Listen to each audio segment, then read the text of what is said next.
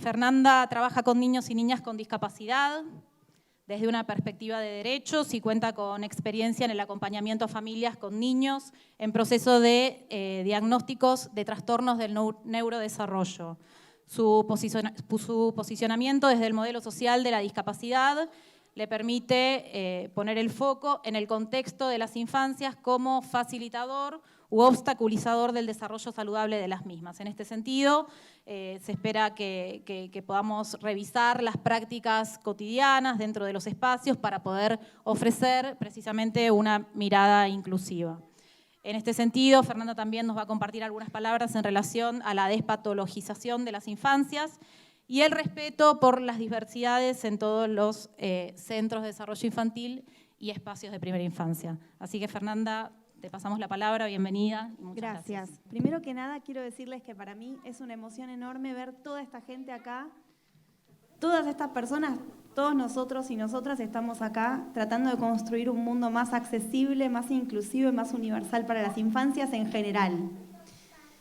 Pero, en particular, yo hace 15 años que trabajo en discapacidad y hace 5 más o menos que soy mamá de un nene pequeño con discapacidad. Así que algo que me ocupa hace 15 años me preocupa hace 5. Entonces ya estar acá, en vez de estar nerviosa porque hay un auditorio grande, en vez de ponerme ansiosa o algo, me da mucha alegría, me emociona, me da muchas ganas de hablar verborrágicamente, así que voy a tratar de calmarme. Me apura. En primera instancia, si vamos a hablar de discapacidad, tenemos que tratar de ubicar qué es la discapacidad. Recorrido breve de los últimos 100 años.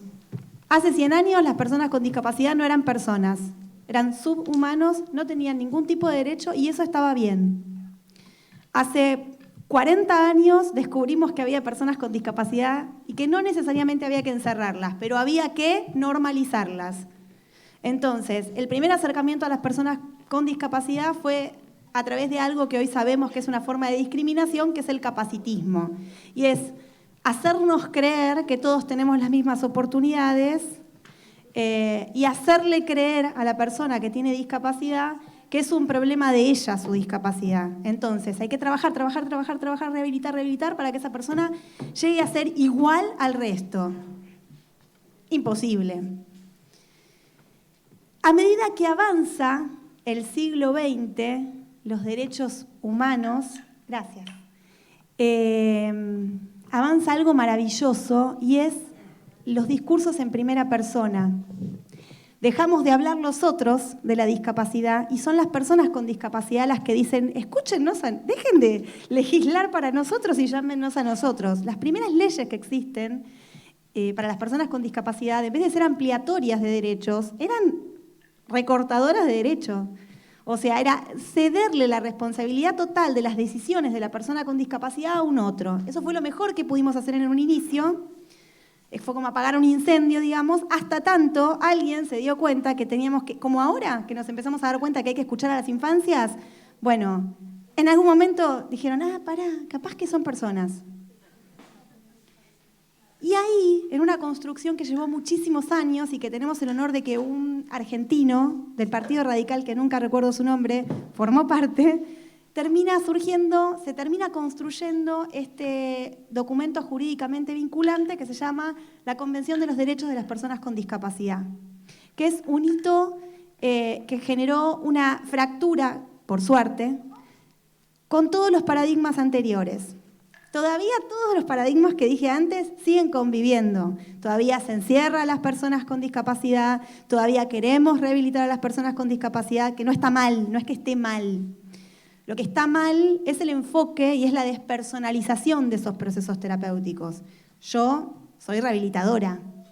Yo, en mi formación de grado, a mí me enseñaron en inicio, porque tengo una carrera muy hippie, pero en inicio que yo tenía que hacer que la persona llegara a su máximo potencial. ¿Quién decide el máximo potencial? El FIM, que es una medida funcional que escribió otro, yo, la terapeuta, la madre, pues no. Quien decide cuál es su máximo potencial o a dónde quiere llegar y cuáles son sus objetivos es la persona con discapacidad. Eso todavía es desafiante al día de hoy, todavía me encuentro siendo capacitista con mi propio hijo, deseando que no tenga una discapacidad, deseando que se comporte igual que mis otros hijos, y descubriendo que eso nunca va a ocurrir y que voy a sufrir mucho si sigo en ese lugar, como mamá y también como terapeuta. Lo aprendí en el hacer. Lo aprendí viendo sufrir infancias.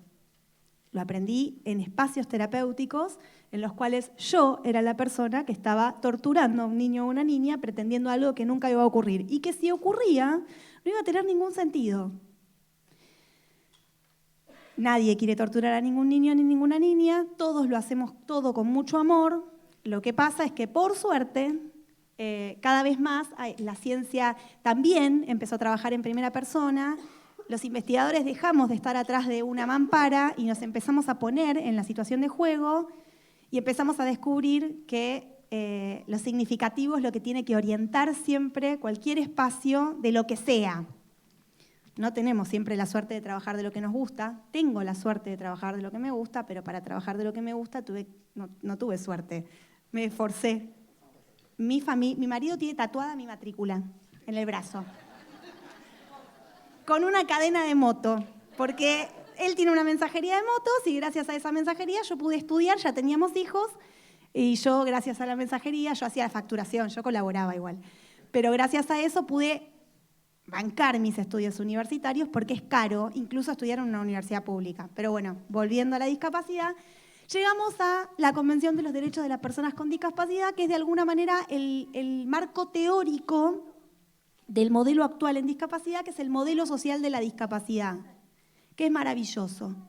Ya no es culpa de la persona la discapacidad, ya no es responsabilidad, ya no es algo que porta la persona, sino que la discapacidad es una relación compleja, como todas las relaciones, que se da entre la persona y sus estructuras y su funcionalidad, el contexto y las actividades específicas. La forma más clara de pensarlo es, si yo soy una persona que no puedo mover mis miembros inferiores, que no puedo caminar, estoy en silla de ruedas, quiero ir al baño, pero el baño está después de 25 escalones, discapacidad. Entonces, para que aparezca discapacidad, hay una persona, un sujeto, una sujeta individual, hay una barrera que no me permite llegar a la accesibilidad o a la participación plena. No quiere decir que cuando yo estoy adentro de un lugar sin escaleras, dejo de ser una persona con discapacidad. Soy una persona con discapacidad que recibió los apoyos suficientes. Cuando hablamos de primera infancia, porque pienso autonomía, autorregulación y juego también son los ejes de mi charla, hoy los objetivos principales que tenemos frente a las personas con discapacidad es lograr la máxima autonomía. Lo que cambió es el concepto de autonomía. En algún momento autonomía era que yo hiciera las cosas en forma autónoma, yo sola, pero autonomía es que yo sea capaz de elegir lo que quiero hacer y lo pueda ejecutar de la manera que sea. Antes de la Convención de los Derechos de las Personas con Discapacidad, aquellas personas con condiciones discapacitantes más graves no tenían, bajo ningún punto de vista, acceso a la educación, por ejemplo, si no eran educables. Había un cuadrito que aprendíamos antes, educable, instruibles, nada. Educable, bueno, tiene retraso mental, pero más o menos algo le podemos enseñar. Instruible es que más o menos tipo perro le podíamos enseñar un par de cosas. Y después venía la nada. La nada, quien haya trabajado alguna vez en espacios de discapacidad de adultos, es un lugar que voy a tratar de no llorar, es la nada. Hay gente que aún hoy vive en la nada. Yo trabajé en un lugar que tenía una nada, se llamaba SET, y era donde estaban las personas con discapacidad más severa. En la nada no se hacía nada. Y nadie quería trabajar en la nada. Menos yo. Que dije, yo quiero trabajar en el SET. No, pero ascendiste. Yo era orientadora en un lugar y pasó a ser parte del equipo técnico. No, pero a ese lugar no lo quiere nadie. A ese lugar los dientes los lavan los enfermeros, la comida se da por sonda. A veces los musicoterapeutas van a tocar un poco la guitarrita, pero no. Y ahí fui a trabajar. Y descubrí un mundo ahí adentro, porque la nada no era la nada, pasaban muchas cosas ahí adentro, pasaban un montón. De hecho, mi último día en ese lugar lo pasé adentro de la nada y tengo unas fotos preciosas donde nadie sabe por qué me atraviesa un rayo de luz y a mí me gusta pensar que era un poco el alma de las personas que se fueron muriendo en la nada mientras yo trabajaba y que seguían ahí dando luz para el resto. pero vuelvo de nuevo al mismo punto. No.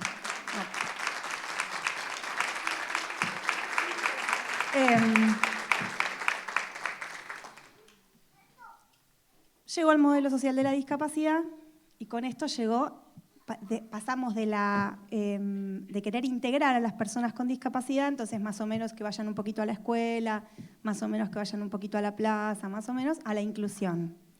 Y acá viene un desafío porque nos enteramos al mismo tiempo que somos responsables de la discapacidad del otro, porque las causas de la discapacidad son sociales, todos nosotros somos responsables de las barreras que se les presenta al que tengo enfrente y encima de todo lo tengo que resolver, o sea, tengo que hacer algo. Difícil en una sociedad en la cual al mismo tiempo nos dicen sálvese quien pueda, o sea, es como re contradictorio, pero es lo que nos pasa. Hay políticas públicas que acompañan, o sea, todo lo que yo estoy diciendo, hay leyes que dicen que esto tiene que ser así. Incluso la Convención dice hasta que en la televisión, o sea, en todo lo que tiene que ver con radiodifusión, tiene que haber todo el tiempo divulgación con respecto a la discapacidad, porque solo podemos transformarnos en agentes de apoyo si tenemos información de cómo hacerlo. Si no, no.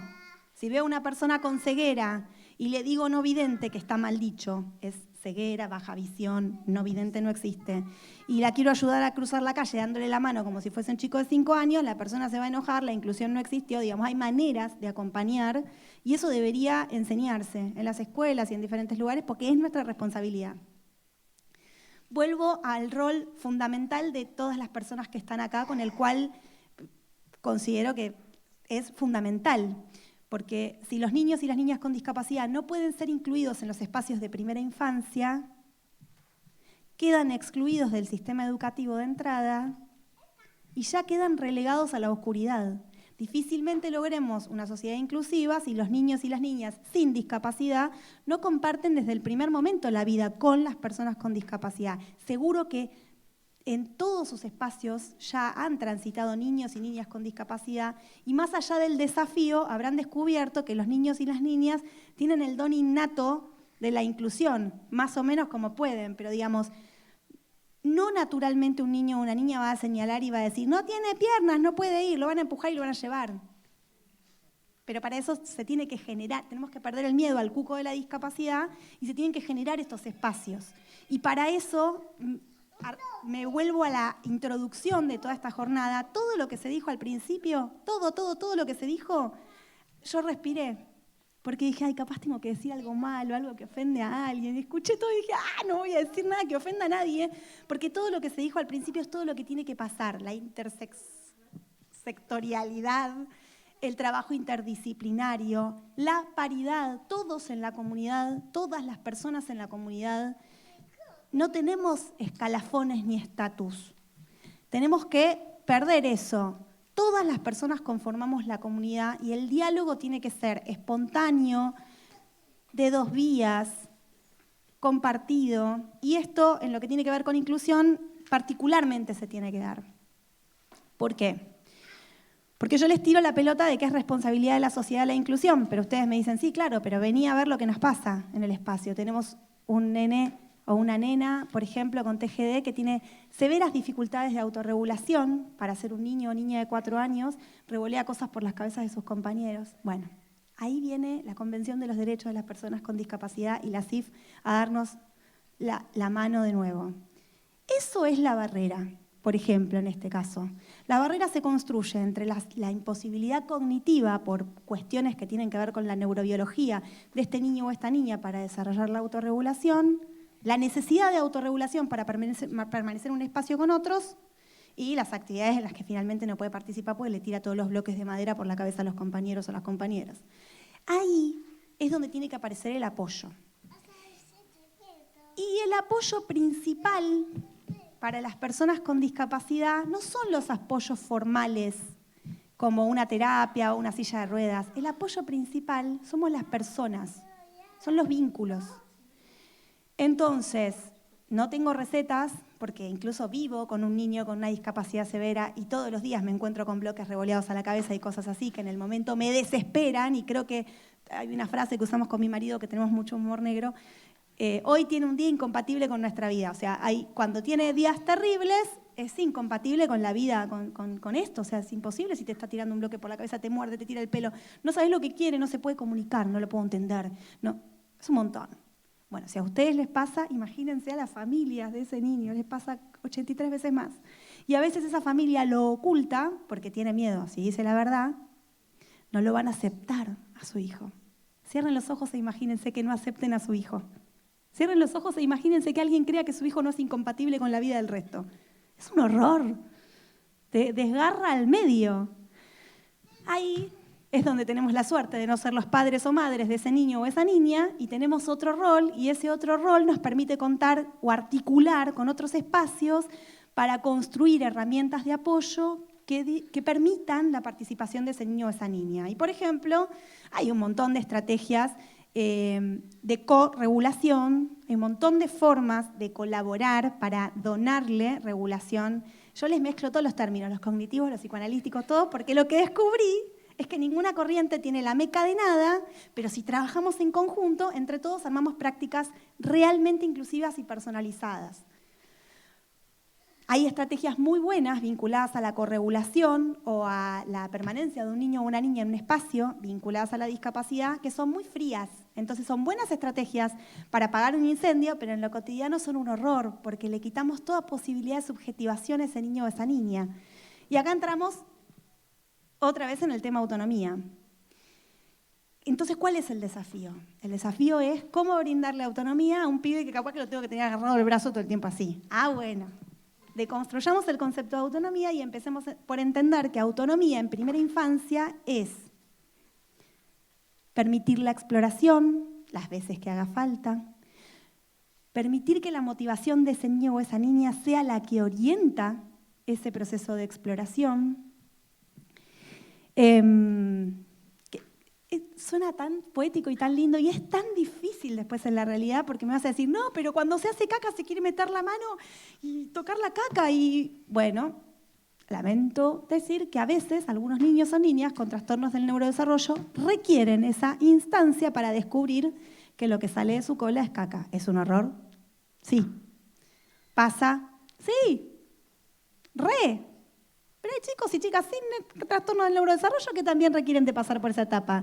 En un niño o niña sin discapacidad no lo dudaríamos, le ofreceríamos diferentes texturas para empezar a equiparar un poco qué pasó ahí, qué es lo que encontró y a su vez trataríamos de trabajar por las bases de la ESI, que fue otra de las cuestiones que se nombraron. La ESI no es solamente sexualidad, género, la ESI es una maravilla. La ESI es autocuidado desde el minuto cero de la vida.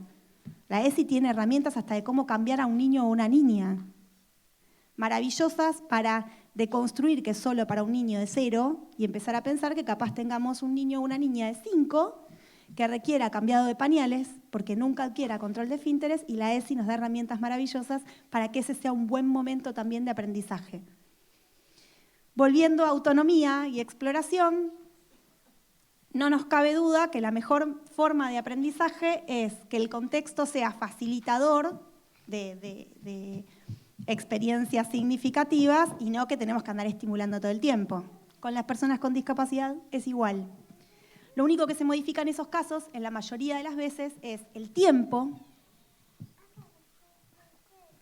que requiera y quizás ahí sea un buen momento para que desde los espacios de primera infancia se le diga a la familia, che, ¿puede venir un terapeuta? A los terapeutas nos encanta ir a los centros educativos, quiero decirlo.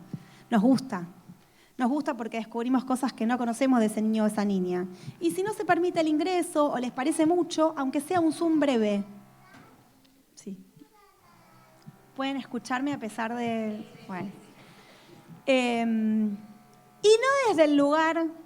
Hola, somos del centro de primera infancia, ¿nos quieren decir algo? Nada, de ninguna manera. Hola.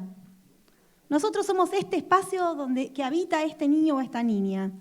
Les queremos contar cómo es su experiencia en este lugar, qué estrategias no funcionan, cuáles no tanto. ¿Quieren contarnos ustedes? O sea, tenemos que empezar a generar un diálogo de 2 vías real.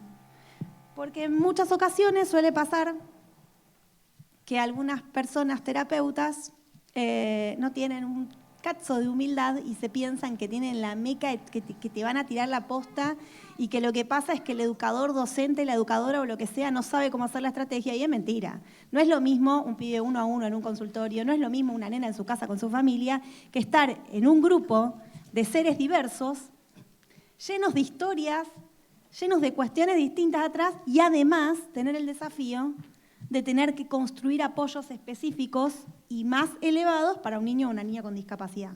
Entonces ahí necesitamos del apoyo en conjunto, del trabajo realmente interdisciplinario. Y también pasa muchas veces que desde un espacio de cuidado educativo se construyen estrategias recopadas que recontrasirven y desde los espacios terapéuticos las destruimos. Simplemente porque no nos sentamos a hablar y no compartimos lo que se está haciendo con este niño o esta niña.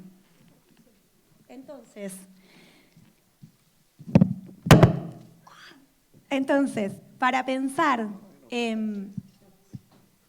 la autonomía de los niños y las niñas en los espacios de primera infancia y para pensar en la autonomía de los niños y las niñas con discapacidad en los espacios de primera infancia, necesitamos lo mismo.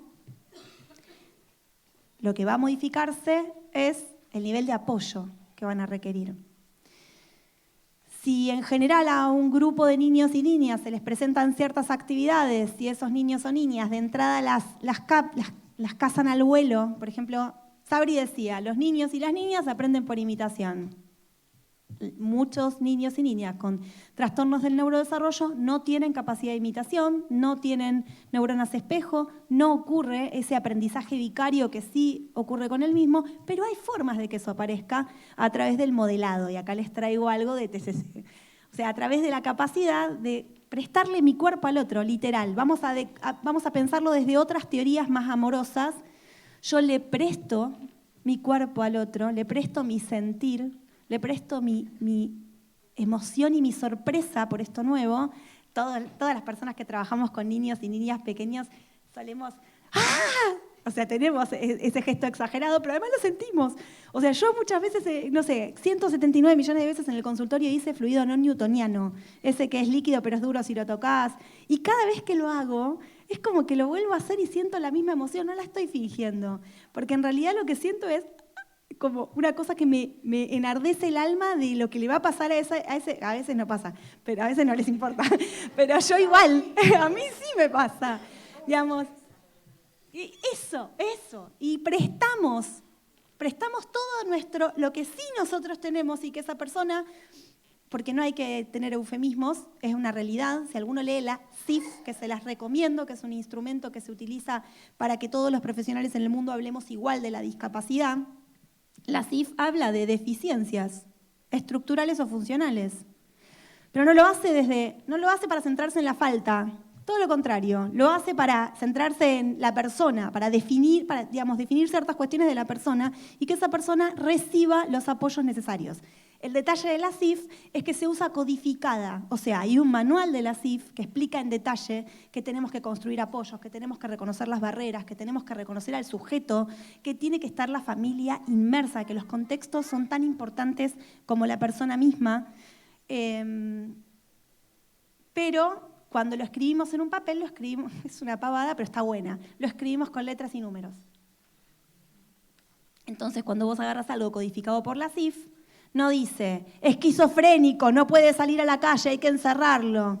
No dice nada de todo eso.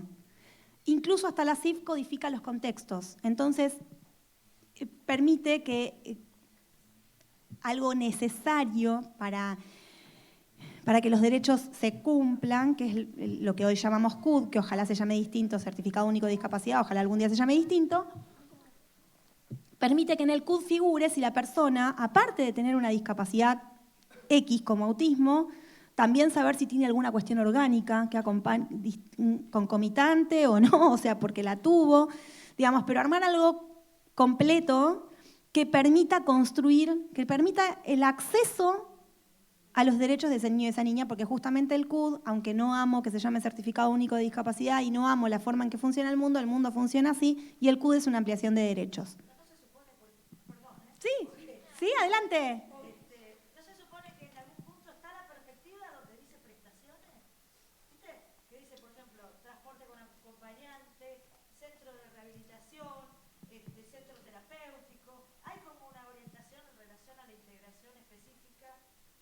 la situación particular de ese sujeto. Sí, claro que sí. No me gusta el nombre del CUD. Certificado discapacitado. O sea, podríamos llamarlo. Se llama certificado único de discapacidad y los padres y las madres cuando lo vamos a hacer para nuestros hijos, la palabra discapacidad la vemos así de grande. Claro, porque lo que vos lo dijiste, herramienta, no barrera. Exacto. Pero si uno pudiera controlar las emociones y el impacto que tienen las palabras en uno, sería fantástico, pero no ocurre. Entonces, ahí viene otro punto, empezar a sacarle, hoy lo decíamos con Vero, sacarle el cuco a la discapacidad. La palabra discapacidad tiene un origen feo, digamos, el origen semántico. Es feo que te digan que tu hijo no puede. Pero hay que empezar no estigmatiza el diagnóstico ni estigmatiza la palabra discapacidad. Estigmatizamos las personas y el significado que le damos a la palabra.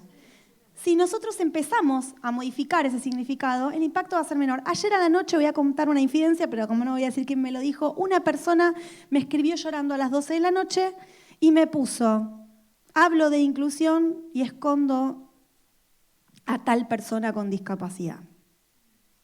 Y me partió el corazón porque es verdad. Y me explicó por qué. Lo que le pasa con la mirada de la sociedad, lo que siente que ocurriría si hablara de lo que no quiere hablar de la discapacidad. Y era tan real lo que me decía. Yo soy una persona muy particular, que fui criada en un entorno muy particular, que quizás incluso hasta expongo de más a mi hijo en ocasiones, con el fin de que otras personas no sientan lo que esta persona me dijo anoche, que no sientan que tienen que exponer, que tienen que esconder a una persona con discapacidad. No tiene que pasar más eso, pero pasa, todo el tiempo pasa. Y hay lugares de privilegio en la sociedad para esto. Y yo creo que todas ustedes, y todos ustedes, creo que hay un par de hombres, están en ese lugar de privilegio y de responsabilidad y de desafío, y que muchas veces debe ser difícil, no lo dudo, pero están en un lugar de absoluto privilegio. Porque también pasa que construir autonomía en un niño o una niña con discapacidad muchas veces es contradictorio con el concepto de apoyos. Entonces, están en un lugar de privilegio para empezar a permitir esa libertad de exploración, ese soltar, ese ver qué pasa.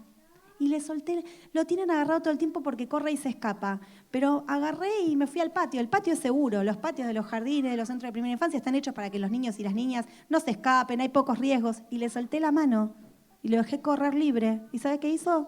Corrió 3 veces en círculo y volvió y me sonrió. O sea, te encontrás, cuando uno empieza a permitir eso, a soltar, empiezan a aparecer este tipo de sorpresas que son las que promueven autonomía. Sí, siempre tira todo, cuando ponemos polenta tira todo para arriba, pero agarré y dije, hoy lo hacemos en el patio, lo hacemos en la arena, y nada, tira todo para arriba, pero después de tirar todo para arriba un buen rato, porque hay diferentes formas de explorar, que es lo que decía Sabri. Lo hizo varias veces, pero después terminó haciendo la actividad de pegar la polenta en una hoja. A veces las adaptaciones son muy chiquititas, son pequeñas, como por ejemplo modificar el lugar donde se hace una actividad para que nosotros los adultos nos sintamos más tranquilos, las personas adultas nos sintamos más tranquilas de la mugre que puede hacer una exploración de un niño o una niña que tiene dificultades para explorar.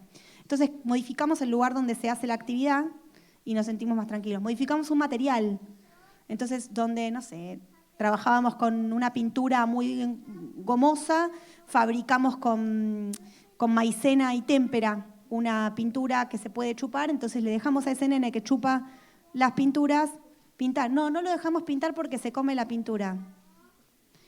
Bueno, hagamos una pintura comestible y probemos a ver qué pasa. Y capaz descubrimos que cuando ves su trazo casual en algún lado, lo mira. Y quien dice es el inicio de un Picasso. Pero si no hay oportunidad de explorar esa autonomía, esas posibilidades de ser, y se aprende en el hacer, y el hacer es identitario, y eso lo sabemos, y no tenemos duda de eso en las infancias sin discapacidad, pero cuando la infancia tiene discapacidad, esa identidad tan diversa genera susto. No nos asustemos, pueden aparecer cosas raras, puede que no. Busquemos apoyos en esto, en trabajar en red, preguntarle a la familia, convocar a la familia que vea. No sé, una vez en el jardín de mi hijo, cuando era sala de 3, había empezado el jardín, me invitaron a una excursión. Y la maestra me dijo, no te invito para que lo cuides. fue muy genia su maestra de 3. Te invito para que lo veas. Ella quería que yo vea una cosa. Mi hijo tiene una discapacidad realmente muy severa. Que cuando sus compañeros extendían la mano, mi hijo les daba la mano. Y yo casi me muero. En mi vida creí que mi hijo, si alguien le extendía la mano, iba a saber que tenía que dar la mano. Y la maestra preparó todo para salir, todo para salir, todo para salir. Yo estaba de la otra mano de mi hijo, por supuesto, pero ella quería que yo viera eso y lo hizo, la cinturió. O sea, generó una situación para que yo viera que mi hijo era capaz. Algo en lo que yo no le estaba dando la más mínima posibilidad exploratoria y difícilmente ocurriera esta autonomía que yo tanto deseo para mi hijo. Y para mí fue un aprendizaje enorme. Otro privilegio de los espacios donde uno no es ni la madre ni el padre y hay varios niños y niñas en conjunto. Van a aparecer cosas que para las familias van a ser increíbles. Generar espacios para que esas familias vean eso. Lo vean, lo descubran, sin decirle. Porque también la insistencia a veces no es muy inclusiva. A veces no hace falta poner todo en palabras. Podemos solo generar situaciones. Vamos a ser honestos. Se suele usar como un recurso cuando una familia no asume que se porta mal un nene, generamos situaciones para que lo vean. Bueno, hagámoslo para lo bueno también, para que las familias puedan descubrir que en ese espacio hay otros comportamientos re lindos y otras posibilidades. Y sobre todas las cosas, cuando uno habla de discapacidad en primera infancia ligado a espacios de primera infancia, para mí, en mi alma me vibra, no soy muy espiritual y eso, pero me vibra el alma, porque realmente pienso que capaz para cuando mi hijo sea adulto, la gente va a estar más acostumbrada, la gente de su edad, a ver gente con discapacidad. Y no se van a dar todos vuelta para ver al disca que entra el raro, o no van a decir, qué bien, che, qué bien, es disca, pero puede estar acá, qué bien, qué bien. Eso, imaginar eso me cambia la vida. Imaginar un mundo donde de verdad las personas con discapacidad estén incluidas, no metidas, apretujadas, sino con naturalidad, con fluidez. Creo realmente que tienen un lugar de privilegio para eso. Creo realmente que los espacios de primera infancia, especialmente este tipo de espacios de primera infancia, hubo algo que dijeron hoy a la mañana que me pareció fantástico. No necesariamente tenemos que replicar los escalafones y demás de la educación común. Por favor, no. Por favor, no. La educación comunitaria es la que va. Es la que va. Y es la que de verdad cambia el mundo, porque las escuelas nacieron como una herramienta de coerción social. Lo digo bien, lo digo amorosamente, había que culturizar a la gente, no sé, bueno, no importa, pero sabemos que la educación en sí nació para que seamos todos iguales. Y este tipo de centros de primera infancia nacieron para respetar la diversidad. Y aprovechar la presencia de niños y niñas con discapacidad para que estos mismos apoyos y esta misma, entre comillas, paciencia de los tiempos identitarios, búsqueda de apoyos individuales, se replique con el resto de los niños y las niñas también. Sé que es un trabajo extra, lo sé, pero tomarse el segundo para hacerlo es lo que hace a estos espacios distintos. Yo tuve la oportunidad en el 2021, con la CENAF, de la mano de Vero, de hacer el taller de juego y discapacidad. Y para mí fue muy rico escuchar lo que traían, porque para mí fue la primera vez que conocí qué era lo que pasaba adentro de estos centros distintos, que no son jardines maternales. Me crié en un jardín maternal, madre psicopedagoga, tenía un jardín maternal y trabajaba en una escuela. Mi mamá es una persona que trabajó muchísimo por la inclusión educativa, en su momento la integración, pero no dejaba de estar en dos espacios absolutamente tradicionales. Y los espacios tradicionales están muy atravesados por cuestiones normativas que dificultan, que ustedes no. Tienen como la libertad. Esto fue lo que yo me encontré en estos talleres. Escuché cosas muy piolas. Así que bueno, gracias por escucharme. Es un honor estar acá. admiro su labor, estoy disponible para cualquier consulta que pueda colaborar en la construcción de apoyos para niños y niñas. Y punto. La discapacidad la dejamos para el CUD, la dejamos para cuestiones administrativas y para las políticas públicas que aún necesitan nombrar específicamente al colectivo de la discapacidad, porque si no queda excluido. Ya va a cambiar esto. Ya en algún momento no tan lejano, cuando hablemos de personas nos vamos a estar refiriendo a todas y no va a haber que hacer ni ley de cupo, ni ley de prestaciones básicas, ni nada. Va a ocurrir, tengo mucha fe. Así que muchas gracias.